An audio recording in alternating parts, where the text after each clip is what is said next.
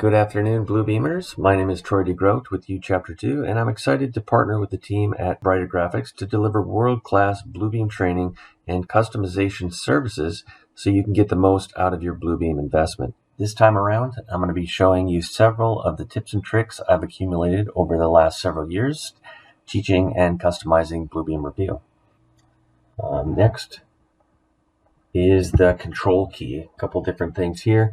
If you want to copy of this markup, all you do is hold your control key down, click and drag, and wherever you drop it, it'll make a copy. So hold your control key down, drag and make a copy. If you've got a polyline like this one, and you hold your control key down and click on one of these grips, it will turn that into an arc.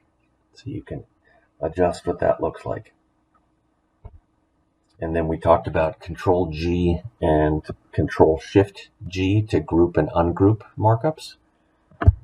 Those are good ones. Next, let's jump to the Alt key. Like I said earlier, if I have a grouped markup, if I hold down the Alt key, I can modify one piece of that group. Also, if you come into your tools and markups, and I come down here to Arc, if I hold my Alt key, I can pick a start point, a midpoint, and draw a 3-point arc. So again, tools, arc, need to turn on my reuse markup tools. Hold down your Alt key, click the start, the middle, and the end.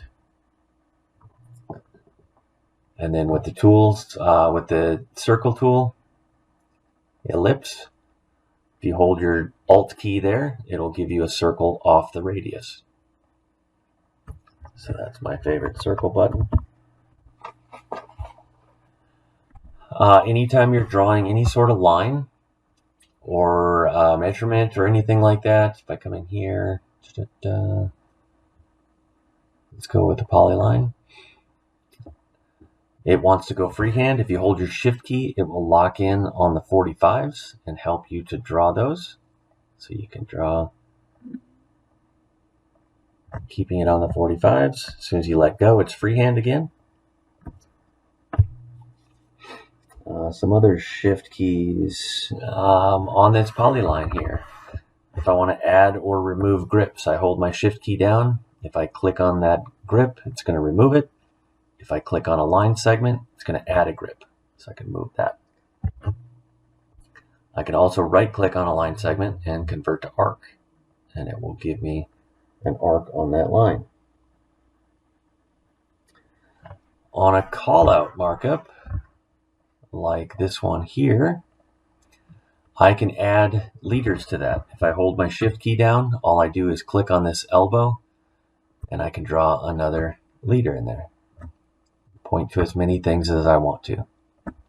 What's nice about that is when I move this text, all those leaders stay attached. If I want to remove any of those, I hold my Shift key down and click on the tip of the arrow, and I can remove those. And that should bring us right up to the end. I hope you've captured some good notes with these time-saving tips and tricks you can apply immediately to your workflows this afternoon. Reach out to Darren and his team at Brighter Graphics to learn more about additional licenses of Revu Extreme or the small investment of upgrading your existing seats. And as always, if you have any questions regarding training or customization services for your company, don't hesitate to reach out to our team as well.